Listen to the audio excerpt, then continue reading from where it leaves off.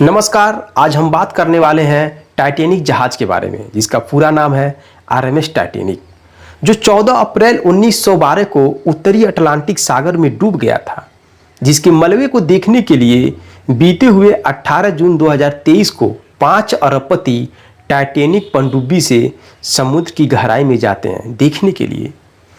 दावा यह किया गया कि जैसे ही टाइटैनिक पनडुब्बी पहुंचती है टाइटैनिक मलबे के पास, वैसे ही टाइटैनिक पनडुब्बी में विस्फोट होता है और 5 अरबपति उस हादसे के शिकार हो जाते हैं, यानी कि उनकी मौत हो जाती है। दावा ये भी किया गया है कि टाइटैनिक पनडुब्बी का जो मलबा है उसी टाइटैनिक जहाज के मलबे के पास से बरामद किया गया है। बता दें आपको, जो आरएमएस टाइटैनिक जहाज था उसका निर्माण 31 मार्च 1909 से शुरू हुआ था और 26 महीने बाद यानी 31 मई 1911 को यह जहाज बनकर तैयार हो गया।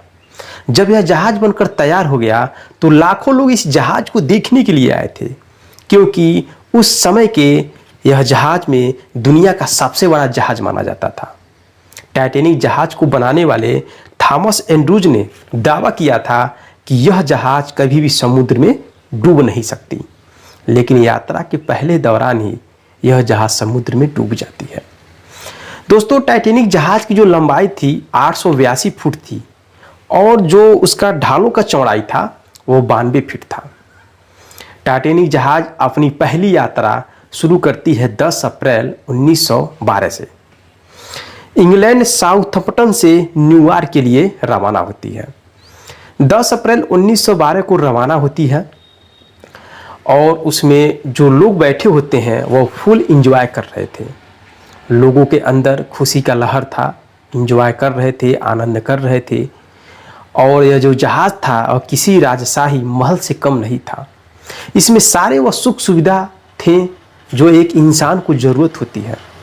कुछ लोग गाना गा रहे थे, कुछ लोग नाच रहे थे, कुछ लोग खेल रहे थे। मतलब कि इंसान के लिए कुछ भी ऐसा चीज़ नहीं था जो कि इस जहाज़ में उपलब्ध न हो। लेकिन आनंद लेते हुए वह जा रहे थे, बट उनको यह नहीं पता था कि यह यात्रा उनकी आखिरी यात्रा बन जाएगी। 10 अप्रैल को स्टार्ट हुआ था। जैसे 4 दिन बीतता है यानी कि 14 अप्रैल आती है, तो 14 अप्रैल को 11:40 पे जो जहाज के कर्मचारी थे वह देखते हैं कि एक बहुत बड़ा बर्फ का पहाड़ सामने दिखाई दिया। क्योंकि उस समय रडार की व्यवस्था नहीं थी, इसलिए लोग इंडिविजुअल दूरबीन के माध्यम से देखते थे। पहले उन लोगों ने देखा कुछ हल्का धुंधला सा दिखाई दिया। जैसे ही जहाज आगे बढ़ा, जहाज तो पूरी फुल स्पीड में थी। थोड़ा और आगे जाने के बाद जैसे उन लोगों ने देखा तो 100 फीट ऊंचा बर्फ का पहाड़ दिखाई दिया। बता दें दोस्तों, जो समुद्र तल से 100 फीट ऊंचा पहाड़ है तो वह समुद्र के नीचे कम से कम 900 फीट गहरा रहा होगा। क्योंकि आप पढ़े होंगे साइंस में, जब कोई बर्फ का टुकड़ा पानी पे तैर रहा होता है तो 1/10 भाग वह तल से ऊपर होता है और 9/10 भाग नीचे होता है। इसलिए कम से कम 900 फीट ऊंचा वह जमीन यानी कि समुद्र तल से नीचे रहा होगा। जब सुरक्षाकर्मी बर्फ के पहाड़ को देखते हैं तो वह तुरंत जहाज चालक को सूचना देते हैं। सूचना देने में भी कुछ वक्त लग जाता है और उतने वक्त में जहाज की स्पीड भी काफ़ी थी, काफ़ी आगे निकल गई थी और पहाड़ के नज़दीक भी आ गई थी।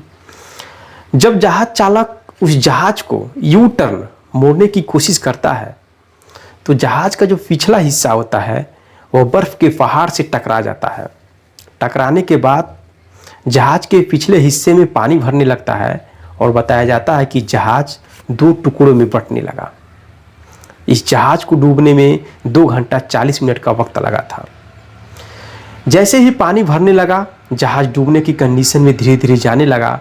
लोगों में हफड़ा तफड़ी मचने लगा।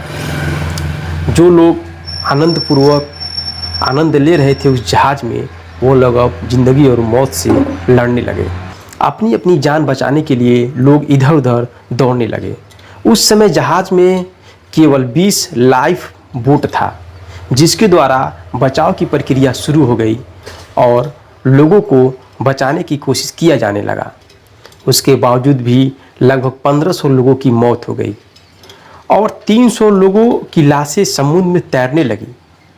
कुछ लोग लाइफ जैकेट पहनकर समुद्र में कूद पड़े। समुद्र में कूदने की वजह से वह लोग बचे नहीं, मर गए, क्योंकि वहाँ का जो टेम्परेचर था इतना कम था कि मानव की हड्डी मात्र 20 मिनट में गला देती। तो जो लोग लाइफ जैकेट पहनकर कूदे वो भी नहीं बच पाए, वो भी लोग मर गए। तो दोस्तों, जब टाइटैनिक जहाज इस समुद्र में डूब जाती है, उसके बाद इसके मलबे को खोजने के लिए लगभग 75 साल लग गए। 75 साल लग गए इस टाइटैनिक जहाज के मलबे को खोजने के लिए। टाइटैनिक जहाज के मलबे को 1 सितंबर 1985 को ढूंढा गया। तो उसी मलबे को देखने के लिए 18 जून 2023 को 5 अरबपति टाइटैनिक पनडुब्बी से जाते हैं देखने के लिए, लेकिन हादसा का शिकार हो जाता है।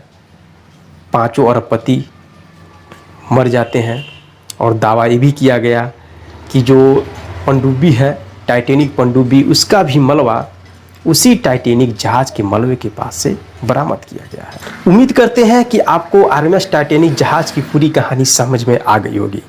अगर आप नहीं समझ पाए तो आरएमएस टाइटैनिक जहाज पे एक मूवी भी बनी है, उस मूवी को आप देख सकते हैं, आपको बहुत अच्छे तरीके से समझ में आ जाएगा। मिलते हैं नेक्स्ट वीडियो में नेक्स्ट कहानी के साथ, तब तक के लिए जय हिंद, जय भारत।